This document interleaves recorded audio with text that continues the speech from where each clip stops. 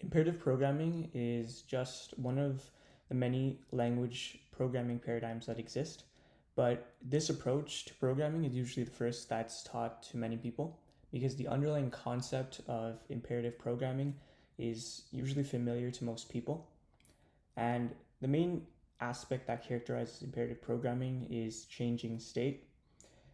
And you can think of this, for example, if you have a TV and let's say you have two boxes here which represent two addresses, let's say 7211 and this is 8321, and these are just like arbitrary numbers. But let's say this address right over here represents the channel that you're watching, so let's say it's CNN, and 8321, let's say it's the audio audio that you're using, so it could be like the internal TV volume, or it could be a Bluetooth speaker that you have over here.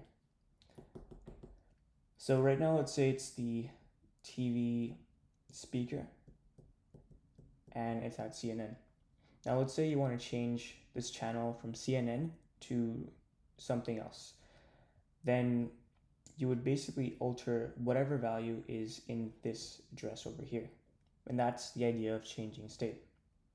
Similarly, if you want to change the volume output from the TV speaker to the Bluetooth speaker, you would change this, which is at this address, which is another example of changing state.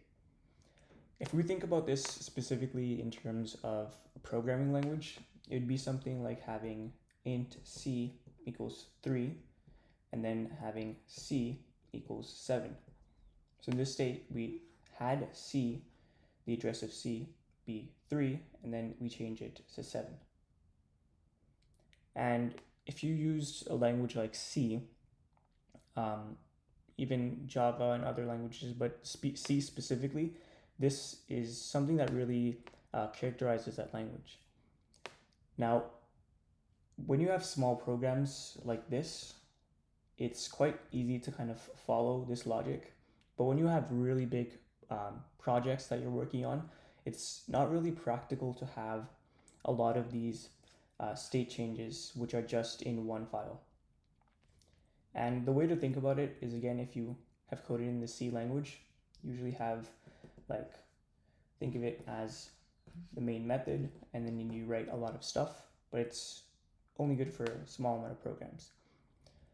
Then you could have, for example, a procedural approach where you have the main method, but then the main method also links to some different methods. So let's say this is method 1, 2, and 3. And let's say the main method does declare some basic information, but then it calls method 1, and then 2, and then 3.